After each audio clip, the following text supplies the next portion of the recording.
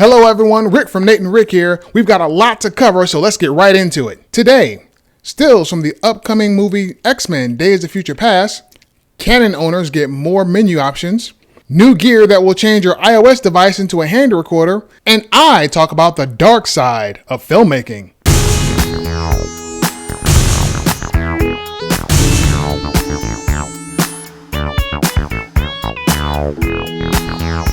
TotalFilm.com and EntertainmentWeekly.com both released stills from the upcoming feature XMen Days of Future Past. The images give us a quick glimpse at the look and feel of the film. While little is said about the story itself, we can clearly see Professor Xavier and Magneto are together again. Alongside these images, we also find a video of James McAvoy who speaks to playing Professor Xavier. Canon owners now have a new reason to love their cameras. The Canon Hack development kit is software that will improve your camera's functionality. The software comes in 3 different versions.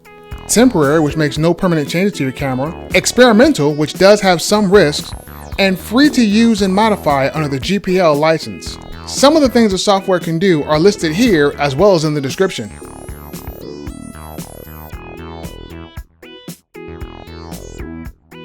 Apple iOS users now have one more reason to show off their device. Zoom, the company that brought us recorders such as the H1 and the H4n, will be offering a new IQ5 microphone. This revolutionary microphone is made for the iPad, the iPhone, and the iPod. It uses a unique rotating mechanism that allows correct audio recording whether the mic is used horizontally or vertically. Complete with gain controls, an external USB jack, a headphone jack for sound monitoring, 3 separate microphones built into a sphere, and its own app in the App Store, the IQ5 promises to be the next wave of audio superiority.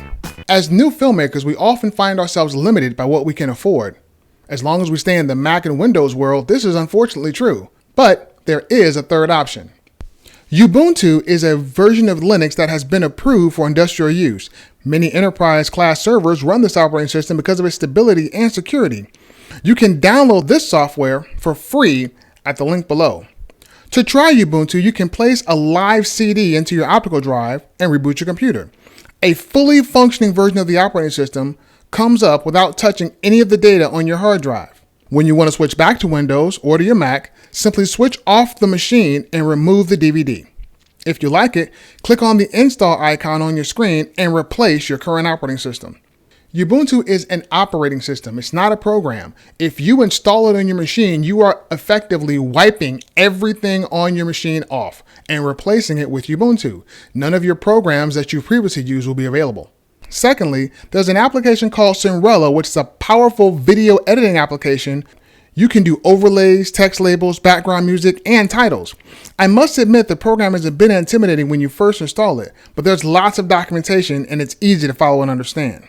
If you find Cinderella to be too intimidating, there is another option you can install that's just as good. OpenShot is a multi-track video editor that can read AV CHD files natively. It also does a lot of the same features you would expect from higher-end editors without the cost. You'll have to do some reading to make sure that you can export your work in 1080p, but other than that, the program is very intuitive.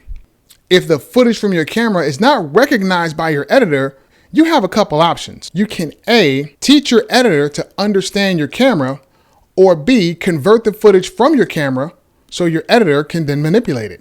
I found a host of video converters that you can install that will convert the footage for you. So even if you don't have the latest, greatest software, you can still create and edit great things with the equipment you have. Today, I have a link to the article referencing XMen Days of Future Past, a link to the Canon Hack development kit's website, a link to the Zoom IQ5 audio attachment for your iOS device, and finally, a link to the Ubuntu website, as well as the other links discussed here.